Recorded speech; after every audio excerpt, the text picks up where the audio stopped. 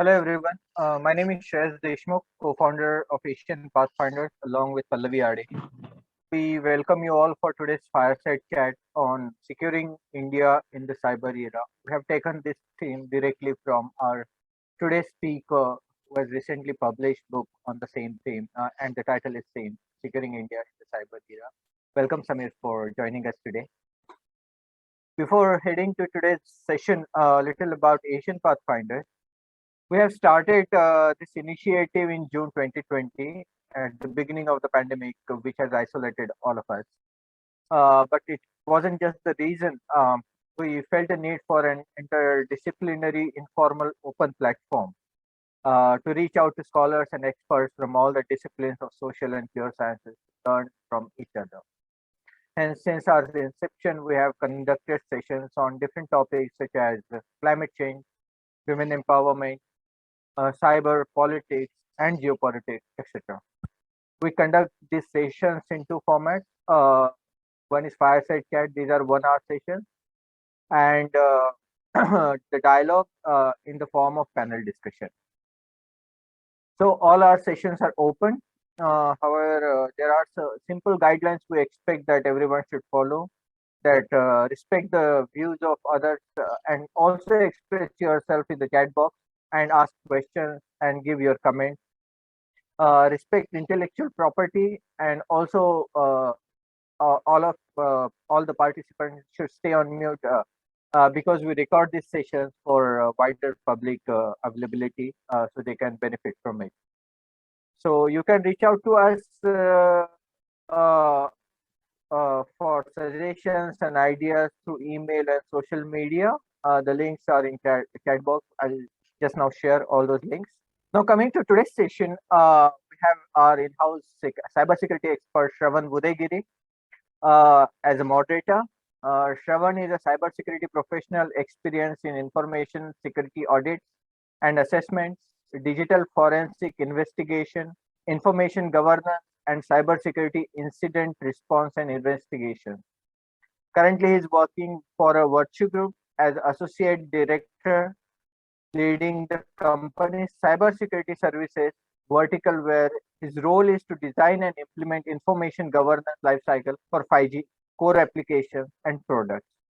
He is also working on developing and securing IoT, that is Internet of Things applications, from a cybersecurity perspective. Thank you, Sravan, for joining us today. Over to you for further proceedings. All right. Thanks, Shreyas, and good morning, everyone. First of all, thanks, Pallavi and Shreyas, for asking me to moderate this session. It's an honor to me. And so as Shreyas talked about me, coming from the corporate background and the consulting background, working in several areas of cyber domain, I had the opportunity to monitor, investigate, and work on several cybersecurity challenges, cybersecurity attacks, and many other aspects of it. Right. So, in my view, it is very essential for each one of us in today's world to be aware of these cyber attacks or the cyber challenges, what's happening around us, because each one of us, we are some way or the other connected to this cyber world. That's number one. And then we do not know, like most of us do not know what type of attacks are coming towards us, be it as an individual or an organization or as a state, right? So it is very important for us to know about these challenges and also to follow the cyber hygiene. Okay. So without wasting any time, I would like to call Samir to share his views on today's topic, securing India in the cyber era. Good morning, and thank you, Sravan, for setting that context to discuss the cybersecurity issues. All right. Sorry, Samir. Before giving it to you, I would like to introduce you to our audience. Please. It's my bad that I couldn't introduce. So let me do that. Right. So Dr. Samir Patil, he is a senior fellow at Observer Research Foundation, Mumbai. His work focuses on the intersection of technology and national security, including cybersecurity. So Dr. Patil has previously worked in the National Security Council Secretariat and Gateway House, a foreign policy think tank in Mumbai. He is the author of the book, which is today's topic, Securing India in the Cyber Era. And he has done his Ph.D. and M.Phil in international politics from Jawaharlal Nehru University, New Delhi. He has participated in several Track 1 and Track 1.5 dialogues, including India-U.S. and India-U.K. strategic intelligence dialogues. After 2008 Mumbai attacks and India-U.K. Track 1.5 cyber dialogue. In 2019, he received the prestigious Canberra Fellowship awarded by the Department of Foreign Affairs and Trade of Australia. Over to you, Samir. Thank you so much, sir. Thank you. I also want to thank both my friends Pallavi and Shreyas for inviting me to this chat today. I think it's a very important topic, especially given what is happening currently in Ukraine and the fact that Russia utilized the tool of cyber attacks, which really set the stage for the conventional hostilities. So since I've been allotted 15 times, what I will do is I will broadly divide my talk into 3 segments. First, I will discuss the geopolitics of cyberspace, and that is, I think, will form a context to what I will discuss in the second segment, which is basically an overview of sources and nature of India's cybersecurity threats. And thirdly, I will discuss one phenomenon which is not discussed much in the public domain, that is the threat of the Darknet. But before I begin, I must confess one thing, that unlike Sravan, I don't have a technology background. So I will actually examine these issues at the intersection of technology, foreign policy, national security, and business. So please, if you ask me a technical question, I probably will not be able to answer that much in detail, probably as good as probably Sravan would be able to do. So talking about the geopolitics of cyberspace, I think if one looks at the state of global politics today, it is clearly evident that countries are exploiting each other's dependence on cyberspace and information technology to hack computers, steal sensitive data, and disrupt critical infrastructure operations. All the major powers have dedicated cyber units today which find out their adversaries' weak defenses in computer network and target them. In fact, cyber attacks are an important dimension of hybrid warfare, which essentially represents expanded use of irregular, non-conventional, and subversive elements of warfare in the current geopolitical context.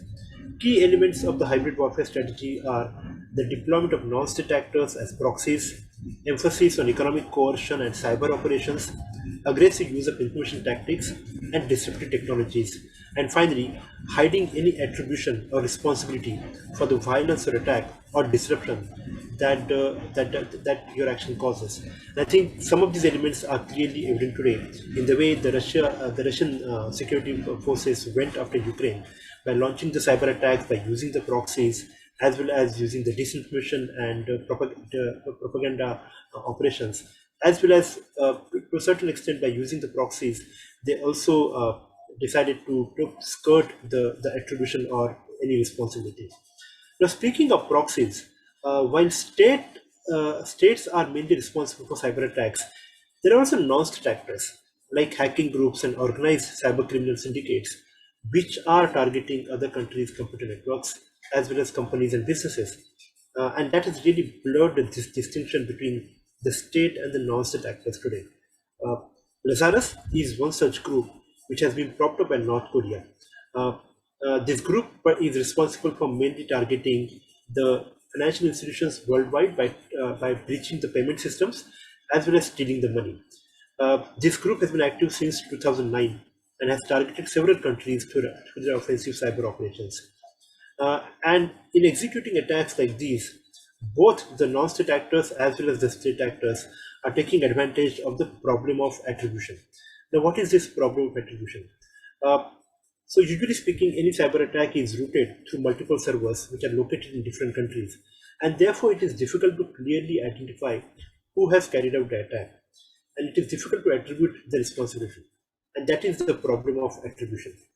Of course, in recent years, countries like the United States and major cybersecurity companies have made significant progress in identifying the people or actors who are responsible for various cyber attacks and have publicly named them, what is known as a naming and shaming strategy.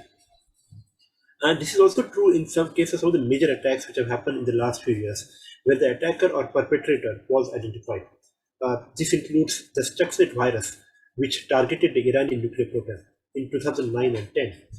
It was allegedly designed by the United States and Israel, and when the virus hit the Iranian nuclear reactor at Natanz, it slowed down its operations and thereby affected the spread of Iranian uranium enrichment efforts, and therefore gave a setback to Iranian nuclear ambitions. Similarly, I spoke about the Lazarus Group. So in 2014, the Lazarus Group breached the Sony Corporation's computer networks. These Lazarus hackers got into the Sony servers and stole sensitive data, including confidential emails, future business plans, and details of Sony's employees, and at least one movie which had not yet been released. So that, in a sense, really gave a setback to the Sony's business. If you look at the COVID-19 pandemic, there are two important trends which are evident. One is the targeting of healthcare and associated infrastructure. When global attention was, and is still in fact focused on tackling the outbreak of the COVID-19 pandemic and the unprecedented health emergency, some states and hackers have actually found an opportunity to target other countries' computer networks. This is evident from multiple attacks which have targeted the critical infrastructure which is required to fight the pandemic, such as hospitals and healthcare facilities and pharmaceutical companies. We've also seen such attacks targeting the two Indian vaccine makers, Bharat Biotech and the Serum Institute of India, whose COVID vaccines are being used not only in our vaccination program, but are also a key part of India's vaccine diplomacy, vaccine making. The second trend is the surge in the ransomware attacks. Now, ransomware is a type of virus that prevents the users from accessing their system or personal files and demands ransom payment in order to regain the access. Imagine in the physical world, someone has changed the locks of your house, then locked the house, and then that person is now demanding money from you to allow you to enter the house. What will you do? When that kind of thing happens to the businesses in the form of ransomware, businesses actually pay. They give the ransom. That's because many of these ransomware attacks have targeted the businesses which are in the critical sectors and important services. So any cyber attack which disrupts their working has a sort of a domino effect. One of the most prominent examples is the Colonial pipeline attack that happened in May last year, May 2021. The pipeline carries about almost half, 45% of all petrol or gasoline consumed in the United States, eastern coast. And so disruptions caused by the ransomware attack on this pipeline disrupted the fuel supplies all over the country and caused a surge in petrol prices in some parts of the United States. So that's how actually the ransomware have a kind of a domino effect, and therefore businesses are willing to pay up that kind of ransom which has been demanded, and that has also created this huge industry of ransomware as a service, or what is known as RAAS. And so it is in this global context, India has positioned itself as an emerging economy with a technology industry. And that brings me to the second segment of my talk. India is executing a very ambitious vision to digitize its economy, along with using information technology to deliver citizen-centric government services through the flagship program of Digital India and several new innovations in the fintech sector, especially, such as the UPI, or the Unified Payments Interface Payments, which allows you to instantly transfer the money. With approximately 700 million users, and many of them first generation, and lack of cyber hygiene, which Sravan mentioned initially, really, India's cybersecurity threat canvas is expanding. In the early days, many Indians were victims of the social engineering attacks, or what are known as online advanced fee scams, like the Nigerian phishing emails, where they were tricked in providing their personal and financial details. And this led to many cases of economic frauds and made India one of the top 5 victims of this Nigerian phishing email. According to one estimate, Indians in 2013 lost almost $800 million to this kind of scam. But parallel to these cyber crimes and these economic frauds was also the emergence of cyber threats from Pakistan and China. If one looks at Pakistan, the major threat in the initial days from Pakistan was the hacking and defacing of the Indian websites, what I call as a nuisance value attacks. But over a period of time, these attacks have evolved to become far more penetrating and advanced, such as evident from the recent malware, which actually targeted the Indian government officials with a link which purported to be giving a link for the United Nations Office on Drugs and Crime meeting, and therefore sought to breach the government servers. However, it is from China that India faces the most insidious cyber risk. China-based hackers have been linked to multiple attacks targeting the Indian computer networks. One of the most significant and sophisticated Chinese cyber operation was known as the APT-30, or Advanced Persistent Threat 30, which had successfully breached several Indian computers. And it looked for information on the India-China border dispute, India's relations with South Asian neighbors, as well as the Indian naval activity in Southeast Asia.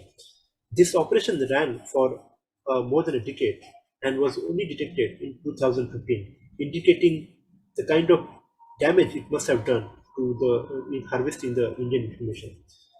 Apart from Pakistan and China, India has also been at the receiving end of other state-sponsored operations, such as the U.S. National Security Agency's PRISM surveillance program.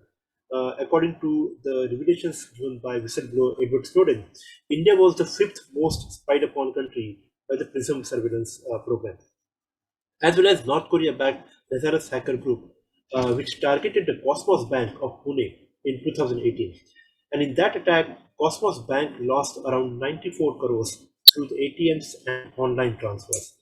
That money was never recovered. One final thing that I want to point out here is that technical evidence may have pointed out the involvement of state actors or state-backed hacking groups such as Lazarus in carrying out attacks against India. However, officially, the government has been reluctant to blame any country for these attacks.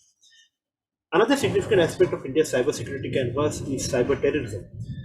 Now, anti-India terrorist groups based in Pakistan, such as Jaish-e-Mohammed and Lashkar-e-Taiba, have used social media platforms for radicalization, propaganda, and recruitment. So, countering the extremist propaganda in the cyberspace has emerged as a significant challenge for the Indian security establishment. A related challenge with reference to social media is fake news and disinformation campaigns. Particularly on disinformation, Iran and Pakistan have emerged as sources of serious threat for India. For example, in August 2019, following India's decision to withdraw the special status of Jammu and Kashmir and bifurcate the state, Pakistani establishment led by the Inter-Services Intelligence, the ISI, was seen using social media platforms to propagate a very distinct anti-India narrative. And for this, it utilized fake profiles, cyber trolls, journalists, besides some Pakistan diplomats, and focused on themes such as the alleged human rights violations in Kashmir, plight of ordinary Kashmiris, etc. In my book, Securing India in the Cyber Era, I have examined in detail all these cybersecurity challenges, such as protecting critical infrastructure, securing digital payment systems, as well as the emerging threat of Darknet. And that's what I want to discuss in detail. And that's the third segment of my talk. So Darknet is part of the deep web, which is the anonymous internet beyond the open traffic of the regular internet. Imagine an iceberg. When you see an iceberg in the ocean, typically the surface that you see above water is only 25% of the iceberg. The rest of the 75% of the iceberg is actually below water. So in that sense, similar thing is about the deep web. What we see every day, the regular internet, is just 25% of the internet traffic. Much of the internet traffic is actually this rest of the 75%, which is hidden beyond the open internet. And deep web also sometimes includes all those websites which are not indexed by the search engines such as Google or Yahoo. In fact, some people in the cyberspace have even categorized all our emails as part of the deep web because those are not searchable by the Google algorithms and the search engines. Uh, but if you just look at the deep web, there is one part of the deep web which is only accessible through a specific encrypted browser known as the onion router technology or the Tor browser. Now that is basically a technology which encrypts your internet traffic and allows you to remain anonymous or hide your location in any online activity. So this kind of anonymity is useful for many users and entities like journalists, whistleblowers, human rights activists, and those who generally want to escape the surveillance of the security agencies. Uh, but it's also an opportunity for the criminal activities. In fact, cyber criminals, drug traffickers, and terrorist groups are increasingly utilizing the Tor technology and deep web to expand their activities. Now, this criminal part of the deep web, the shadowy part of the deep web, is known as the darknet. And there are three ways in which this darknet phenomenon impacts India's national security. The first is abatement to cybercrimes. Now, criminal elements operate many websites which are termed as the darknet marketplaces, or what I call as digital black markets. And these platforms sell prohibited goods such as drugs, firearms, stolen personal and financial data, as well as counterfeit or fake items. Some of these drugs and consumer electronics are also, sold, which are highly priced in the open market. Uh, these dark marketplaces also serve the extreme perversions of the human mind, such as contract killing and child pornography. So, darknet really offer an easy access to the stolen personal and financial data and malicious software and viruses. In fact, many of these sites facilitate the sale of stolen and forged ID, such as Aadhaar cards, PAN card, voter ID cards, and passport. You have seen regular news reports about how a data breach on a particular payment process company has resulted in the extraction and the stealing of the user data, and that data has ultimately landed on the darknet marketplaces. So there is no direct evidence which links these darknet marketplaces or digital black markets to the cybercrimes which are being committed in India. But it's clear that as more and more Indian users get on these marketplaces, India's vulnerability to these kind of cybercrimes is really growing. The second threat from the dark marketplaces is the online drug trade. Many of these marketplaces, the dominant item which is being sold by these are the narcotic substances or the drugs, and therefore you will find many substances like cocaine, cannabis, stimulants, ecstasy, opioids, and other related stuff being sold on these kind of sites. Now, when much of the activity of these darknet marketplaces is concentrated on Europe and North America, there are also India-based vendors which are offering Indian opium, ketamine, hashish, and prescription pills to customers in India and abroad. In fact, some vendors from India also list a synthetic drug called as Xanax bars, which are linked to drug abuse among the teens, as being sourced from India. So this online drug sale is really the most pernicious aspect of the digital black market activity because it complements the very well entrenched, established offline smuggling syndicates which operate in India's border regions, the Northeast and Punjab.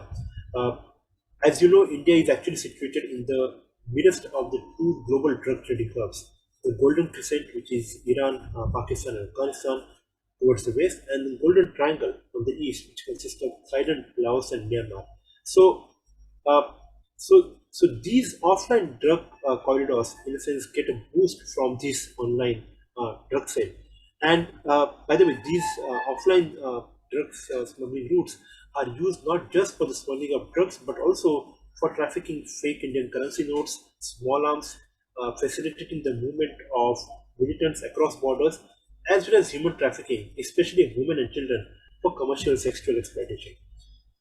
And finally, the third threat is the terrorist groups. So terrorists are making increased use of the darknet and digital black markets.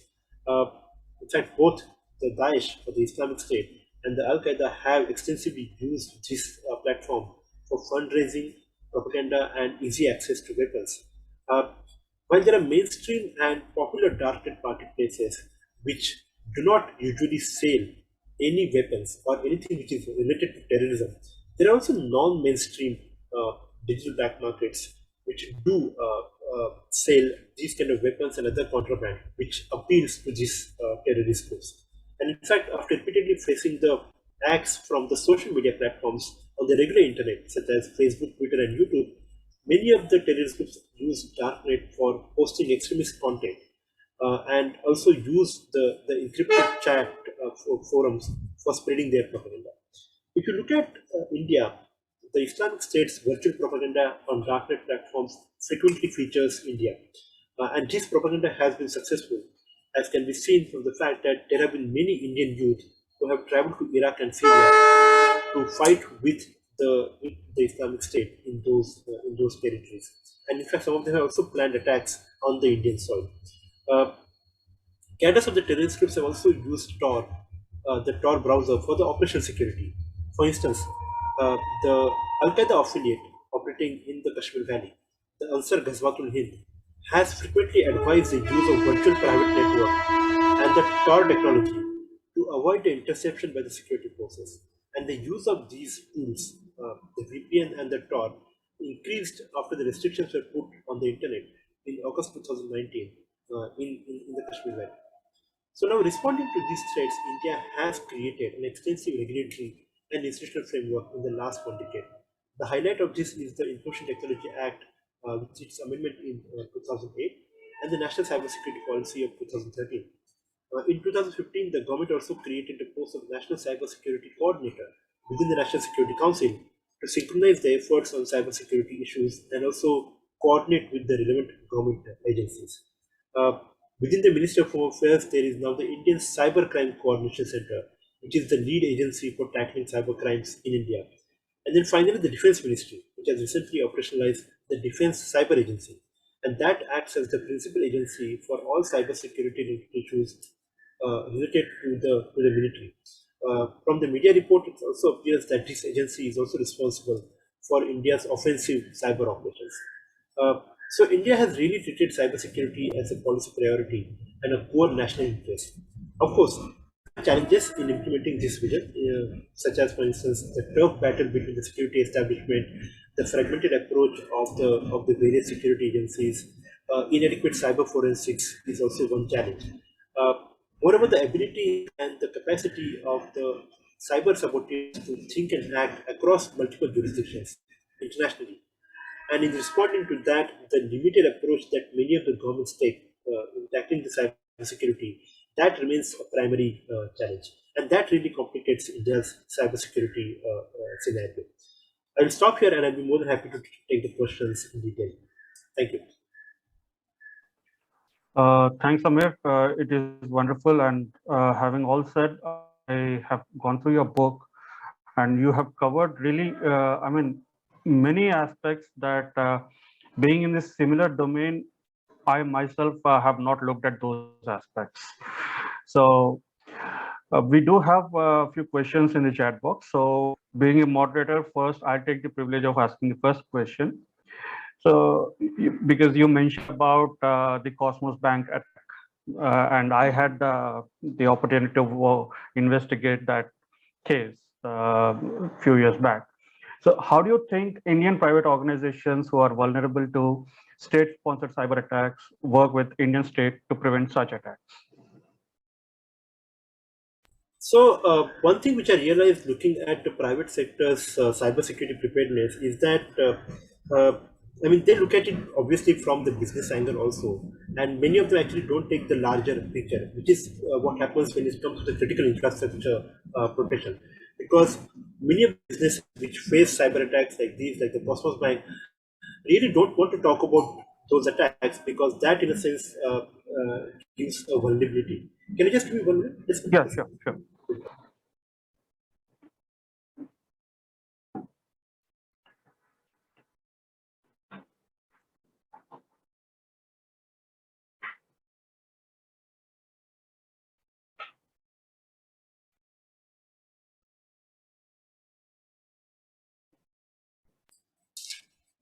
Sorry, there's someone at the door. So as I said, that there is really that particular challenge that businesses really don't talk about their cyber vulnerabilities, because they're afraid that if they reveal those vulnerabilities, the competition might take advantage of that. And secondly, what I also find is that the businesses don't have kind of confidence sometimes in the government that the government can actually solve their issues. As the government says, that the businesses are not ready to talk about these issues, and that I think really is a disjoint between the government efforts and the business efforts. So, as a result, what is happening is that many of the times businesses actually take efforts on their own to patch those gaps without informing the government, and therefore miss out the larger picture that that they could be actually part of the state-sponsored cyber operations, whereas the government is actually eager to find out how, if they find information about a particular cyber operation which is being witnessed by the other states, how it is playing out in within their respective jurisdiction. But because the businesses, so sometimes the state sector does talk about the kind of attacks that they have faced, but not really the private sector. Right. Thank you. So we have another question, in fact, two questions from Pallavi. Given India's current rapid push for digitalization, do you think it makes country more vulnerable to cyber attacks? So past breaches have exposed the cracks in India's security. Do you think the country is better prepared to deter cyber attacks than in the past? If yes, why so? So I would say, that a similar kind of analogy which comes from the counterterrorism field is also we can apply to cybersecurity. Is that the government has to be successful every time, 100%, whereas the terrorists have to be successful on just one time. So similarly is the case in this here also, that if you look at, for instance, the annual report which comes from the computer emergency response team, it does talk about the multiple and in fact the attacks running in thousands, the kind of DDoS attacks, the kind of malware attacks, the kind of data breaches which have happened. It will actually talk about all those successes that they have had in utilizing those particular threats.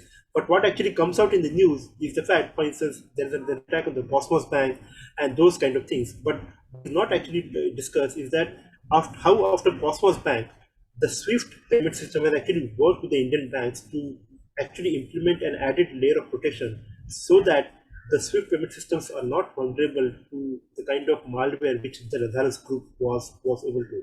So that's why I would say that it's actually a work in progress. That after every attack, the private sector does takes those steps. The government also adds that into its inventory in terms of what has happened and what kind of lessons we learn.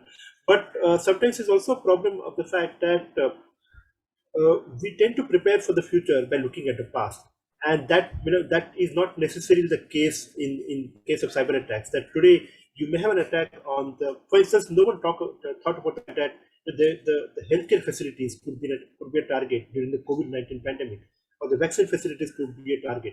But whereas we focus more on the critical infrastructure, in fact, some would say the healthcare is not even a critical infrastructure. So leaving out that sector from the critical infrastructure actually leaves that particular sector vulnerable to more to cyber attacks. Right. So next question from Pallavi is, you mentioned about Russia using cyber capabilities as part of its hybrid warfare capabilities. Does this set precedents for other countries, especially the ones hostile towards India, to use such tools in their conflicts? As in the case of nuclear, do you see such hostile countries sharing cyber capabilities? In fact, I would say that apart from Russia, I mean, just to take a very neutral view, I would say all the major powers have utilized the cyber operations as part of their statecraft. The US may call the Russian actions as a hybrid warfare, but US itself has been responsible for using those kind of actions against North Korea, against Iran. Similarly, now China is also using those kind of things under what is called as a gray zone warfare. And we have seen quite a few examples of that. For instance, vis-a-vis the disinformation, what we saw in 2017 with the Doklam crisis was the fact that at that time there were many Chinese news apps which were there in the market. So some of those apps, when the ordinary Indian users were searching for the news related to the Doklam crisis, those news apps would actually filter out anything which was explicitly anti-China. They would push down those news results into, let's say, the 5th or 6th page of the search engine, and would put on top those items which are not exactly critical of the Chinese actions. So we have seen that kind of element of disinformation also playing out. We also saw that during this current border standoff between Indian and Chinese armies in Ladakh, a cyber attack happening, malware attack on India's power grids, which actually caused a blackout in Mumbai in October 2020. In fact, it was at that time Maharashtra's energy minister had hinted at the possibility of the Chinese malware, which actually subsequently turned out to be true, because there was a report from this company called as Recorded Twitter, which did point out the use of this malware by a hacking group called as Red Echo, which was a Chinese state-sponsored hacking group, and that was targeting not just the power sector, but subsequently also the ports as well as some parts of the Indian railway infrastructure. I spoke about the attacks on the Indian vaccine makers, Bharat Biotech and Serum Institute. Again, that attack was also linked to another Chinese state-sponsored hacking group. So we have seen other countries also using this kind of hybrid warfare. Vis-a-vis the first attack, the attack on the Indian power grid by the Chinese hacking group, I would say that was one of the first instances when we had a physical hostility being played out. It was happening in Ladakh. At the same time, the attack also happening, and now we have seen, in fact, vis-a-vis the Russian case in Ukraine, it is simultaneously being brought. I think that is a big step up in terms of the offensive cyber operations. Do we see such countries sharing cyber capabilities? In fact, I just wrote a couple of days ago an article looking at the Pakistan-China cyber cooperation. And what we have seen is that, given the fact that China has the technology, but Pakistan has an understanding of the Indian psyche, both countries coming together to actually combine those resources to target the Indian computer networks. So yes, so there is that kind of sharing of capability which also happens. We have also seen the sharing of cyber capabilities in the case of Stuxnet, when the US and Israeli scientists came together to actually design that malware. I don't know whether that is similar also with China and North Korea, but given the fact that there is an extensive security cooperation between the two countries, it is probably just a matter of time before we actually find evidence of the China-North Korea cyber cooperation. Right. Wonderful. The next question from Shreyas. Can you please explain more about legality of using cyber tools during the war, as you just mentioned about war in Ukraine? As it comes under non-contract warfare, what kind of rule book is required? So actually, if you look at the global cyberspace today, there is no global agreement which actually rules the rules for responsible state behavior in the cyberspace, and you can actually blame it on the major powers, because they actually benefit from this lack of rules, because they can continue to use this tool and at the same time escape any responsibility. But at the same time, there are also differences in terms of how these countries look at the global cyberspace. If you look at the US, for instance, the US actually has been talking about the multi-stakeholder model, that not just the states, but it's also the private sector, the tech sector, businesses, the human rights activists, the civil society. They have a big role to play in the management of cyberspace. But as it is that there is a vision coming from Russia and China, which is completely state-centric. They do believe that it is only the state which has the capacity and which has the right to actually manage cyberspace. There is no other actor which should come in the management of cyberspace. So given the fact that there are two competing visions which are there is no cybersecurity agreement is possible. But in some sense, I would say some baby steps have been taken. For instance, if you look at the Europe, the Council of Europe actually has brought out a document called as the Budapest Convention on Cybercrime. So that does have some kind of regulation which rules basically what would happen when there is a cybercrime, what kind of investigation you can do, in which countries you can go and access the data, what would be the grievance redressal mechanism and those kind of things. Similarly, also, for instance, the fact that after the Russians carried out an attack on Estonia in 2017, because of a geopolitical dispute, the NATO got together with Estonia and brought out a manual on offensive cyber operations, which is known as the Tallinn manual. So the Tallinn manual has talked about what kind of rules should be there for responsible state behavior. But of course, it's a manual. So so it is not binding on the states which have been part of drafting of that particular document. So it does talk about, for instance, the fact that critical infrastructure should be spared when it comes to offensive cyber operations. There should be, for instance, the civilian facility should not be targeted, and those kind of things. So there are those rules which have been framed, but as with the case of any international legal principle, it is non-binding. States which want to take recourse to that will actually take, and also there is a selective application of those international legal principles, as you would see, for instance, the case in the case of Ukraine, for instance, where the West has been talking about the rule of sovereignty, but when it comes to some of the other Western interventions in Africa and in Middle East, that principle does not apply. So similarly is the case with the cyberspace also. But I do believe that I think now that the cyber hostilities are peaking, there is a possibility that some kind of global cyber agreement is possible. And the reason for my optimism is actually when I look at the nuclear space. Essentially, the nuclear non-proliferation treaty came about when the superpowers were at the height of their nuclear arms race. There was a realization, that we cannot go about amassing these kind of nuclear weapons, and we need to actually limit our capabilities and pave a way for arms control. Not exactly disarming, but at least pave the way for arms control. And therefore, they went about negotiating that kind of treaty. Similarly, was the case with the CTBT also.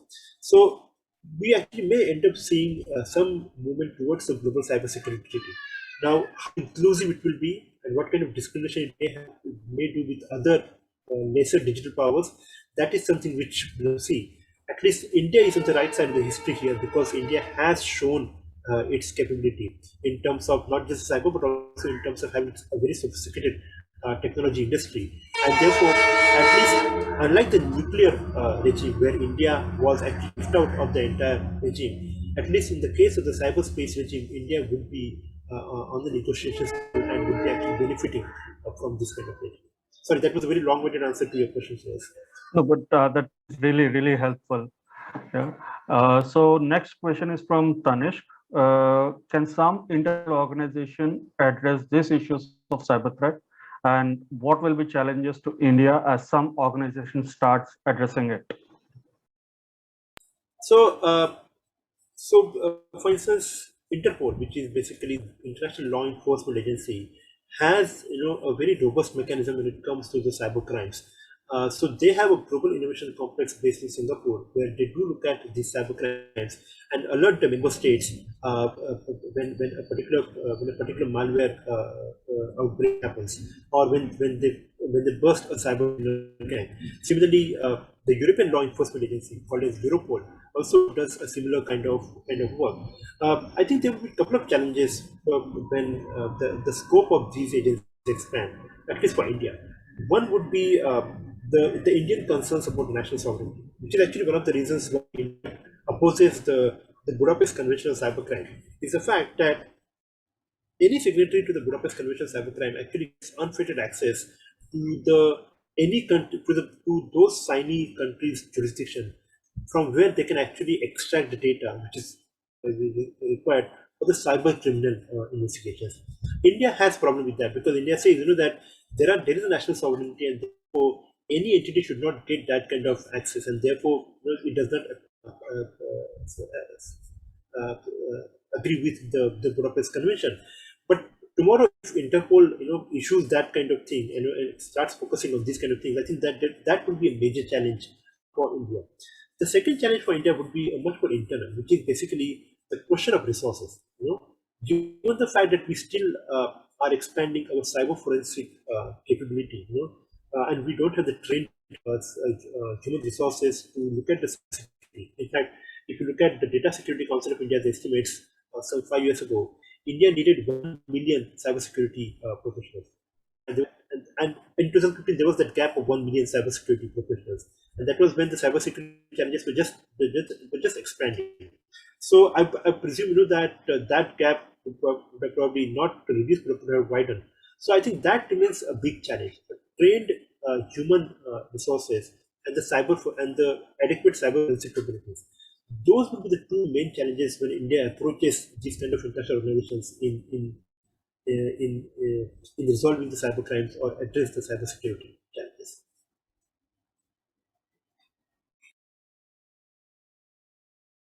Right. I see that this topic and this discussion is getting more deep and seems to be very interesting for our audience as well.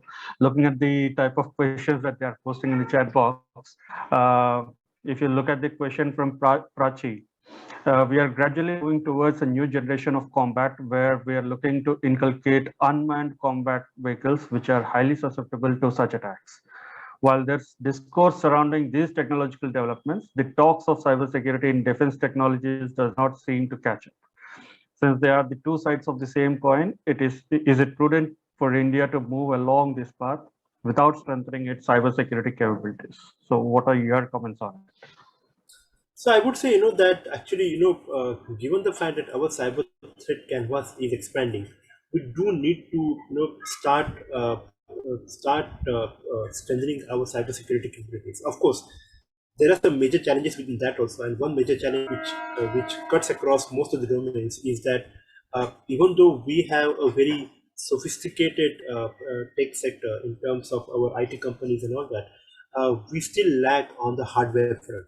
I think we still rely on the foreign hardware. So I think that remains a big challenge for us. But if you look at the current government initiatives, obviously it takes some years to yield fruits. For instance, the PF schemes and the fact that that we are also now starting to make forays into the semiconductor chips making. I think it will be some time for India before it actually starts reducing its dependence or hardware dependence on the foreign countries. So we do need to move on that particular front.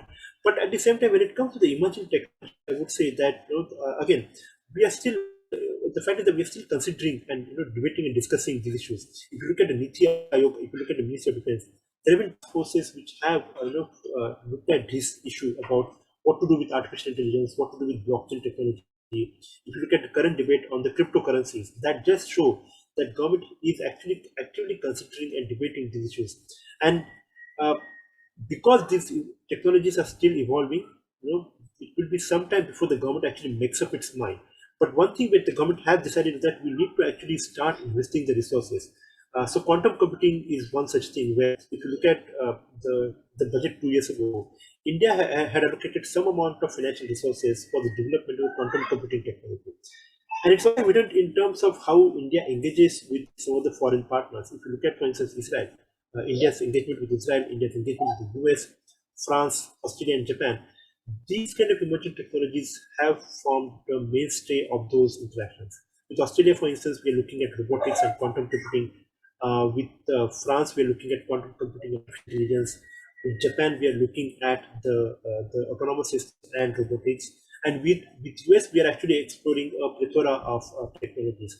Now, some of those technologies will actually also have the dual use.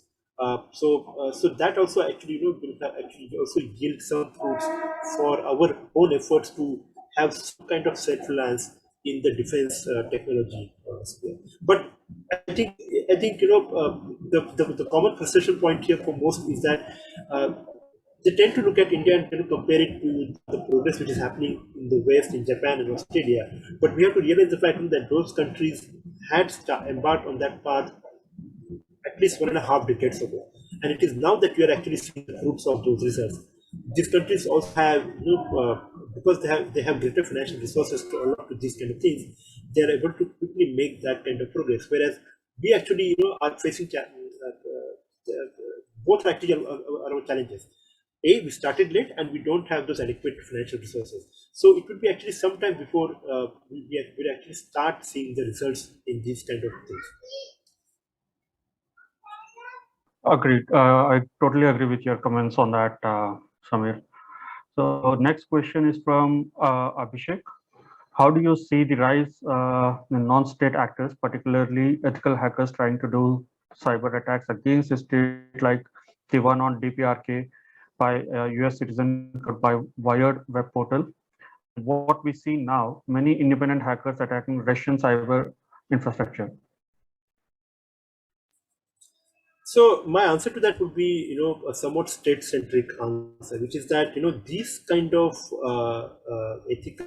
these kind of non-state actors carrying or ethical hackers carrying out these operations can give you a tactical advantage, but in the long run, it can actually turn out to be a form of vigilant justice or a form of mob justice, and that is not really good for the credibility of the state institution, the legitimacy of the state, because that actually then reinforces the belief that when it comes to the cyberspace or when it comes to law and order, the state authorities or the state institutions do not have the capability to deliver justice, and therefore it is in our interest to take the law in our hands and deliver the justice.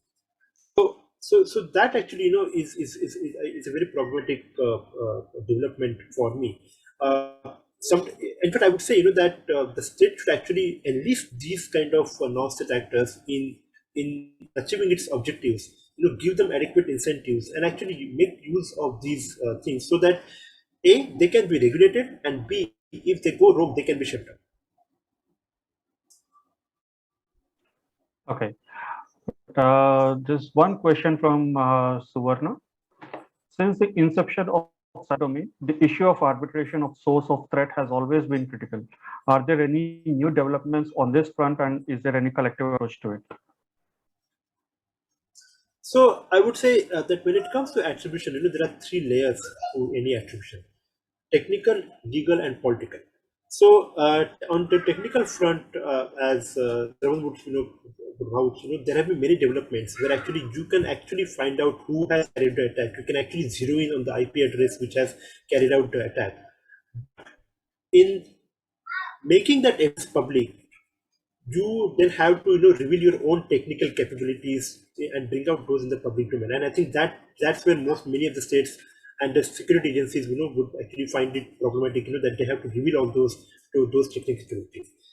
But it's also true that then you have to present that technical evidence in the legal sphere to a court or the judiciary, and then the court might just ask where then any extra legal means by you acquired that evidence. So therefore, presenting that evidence to the legal scrutiny presents that particular challenge. And even if you are able to satisfy the technical and the legal layers, there is still a challenge of political, because many politicians or the political leadership or the executive would say, fine, we know China carried out an attack, but how it is in my interest by naming that so and so group which was supported by the Chinese state carried out an attack. How do I ensure that there is no retaliation or retribution for that from the Chinese, which is actually what is happening in the case of the Europe and North America or the United States, that even though many of these countries have gone ahead and named the Russian hackers or the North Korean hackers, as well as the intelligence operatives of these countries and China as well, that has actually not deterred either Russia, China, or North Korea. Actually, what we have seen is more retributory attack on their computer networks, which have actually been far more penetrating than the previous ones. So that actually actually poses a question as to that even though you can attribute an attack to a particular actor or an entity or a state institution, what kind of benefits you are going to yield from that attribution. So that is a question which is now currently debated within many government circles, as to, we know that China has been responsible, but at a time when we are actually engaged in a border standoff with the Chinese PLA, is it wise to actually go ahead and talk about the Chinese involvement in the cyberspace? Fair enough. So one question before we end this session, one last one. This is from Tanishq again. Like we talk about nuclear deterrence, can we think about something in cyberspace, something equivalent to it on same level, leaving long-standing impact or even having a border zone of impact? Is relation on such a level possible in cyberspace? So there are many states which have actually explored the concept of cyber deterrence, and in fact, that again actually goes back to this question about revealing your cyber capabilities. That how do we know that what kind of sophisticated cyber capabilities North Korea has, or what kind of cyber capabilities the US has? In fact, if you see, for instance, what Edward Snowden did in revealing all the offensive capabilities of the National Security Council, since then there has been a greater clampdown on those kind of revelations. So the key part of the cyber deterrence is that the your adversary should know what kind of capabilities you have. At least now, what we are seeing is that the adversaries are seeing your capability, or witnessing the credibility of your capability by the way you are targeting them. So they know that your hackers have been able to breach my most sensitive computer network and steal the data. But will that deter me from carrying out a retaliatory cyber attack? That actually depends not on your action, but actually on my capability. Do I have those kind of capability? If I don't, then I might as well keep quiet about it. Okay, so that is how, in perverse manner, the cyber deterrence is currently working, where in the absence of true knowledge of the cyber capabilities, and plus the fact that you yourself are not that much advanced, it is actually leading to that kind of cessation of some kind of facility. But it's also true, that actually one good thing about the cyberspace, or bad thing about the cyberspace, is that unlike the nuclear domain, where the nuclear capabilities, first of all, to get hands on nuclear capability, you needed to invest resources and have those kind of technologies to really attain that offensive capability. But that is not the case with the cyberspace. If you have the money, you can actually outsource your work to any hacking group which is out there and say, that here is your money, please go and target this thing and give you the results. And therefore, you can also then help to evade any kind of attribution, which is why you would see, for instance, the fact that Lazarus Group was, even though it was propped up by North Korea, it is possible that it could be actually been outsourced by the Chinese government to target the Western financial institutions. And therefore, the Chinese have been able to completely skirt that responsibility. And in the process, what North Korea may have done is that it also targeted targets of opportunity. So, for instance, Sony Pictures may not have actually been a planned target. It emerged as a target just because Sony Pictures was producing a satirical movie on the North Korean ruler Kim Jong Un, interview movie, right? So Sony found that target as an attractive, but it was not part of the original target, and therefore the hackers were able to breach and then lay waste to the entire Sony network. So that is how the cyber deterrence is actually working in the cyberspace. Wonderful. Thank you so much, Samir, for this excellent talk and this session. And I mean, this topic is, it will be a never-ending topic, because considering the technical aspects of it and the legal aspects of it and the geopolitical aspects, I mean, this is never-ending, because most of the countries or the states, we are still, I would say, nascent and immature in dealing with cyber attacks or cyber challenges. Yeah. So I think we are just on time, 2 minutes away from the closing time. But without taking much time, and I would look forward for many more such discussions, valuable discussions in future. And I would hand it over back to Shreyas. Thank you. Thank you so much, Sravan. Yesterday only I was reading that DRDO and IIT Delhi scientists demonstrated a quantum key distribution between two cities. So interesting news basically, and however we compare ourselves with our adversaries, we lag very much behind. But as you said, it's very initial stages for the countries also to look into these different aspects of cybersecurity. And I should admit that I haven't read Samir's book, but after today's prologue, I'm very eagerly looking forward to go through his book. The link of his book shared in chat box also. And this is new topic for all of us and the policymakers and everyone. Today's discussion was, I think, very interesting and informative for all the participants. And as we put this video on the YouTube also, I think it will be very helpful for the other people also who will go through it to understand what is cybersecurity and where it stands particularly. So thank you so much, Samir, for taking out time today. Thank you. And today's Saturday weekend, but you're still there for us and sharing your very important and helpful thought, because we don't have so many cybersecurity experts who are working on in this particular domain. You're one of them, the pioneer who is looking after this subject. So thank you so much for taking your time, and Thank you so thank you, Shravan. Thank you, Shravan, for your time as well. And it was good to know your understanding also and your opening remarks. So thank you so much for your time. Looking forward to talk to you, both of you, and stay in touch with you. And thank you so much, all you. our participants, for joining. Thank you so much. Thank you so much. Thank you, everyone. Thank you. Thanks, Samir. Thanks, Thank Shreyas. you. Pallavi. Thank you. Thank Bye. you. Have a good weekend, Have a good everyone. Bye. weekend. Thank you.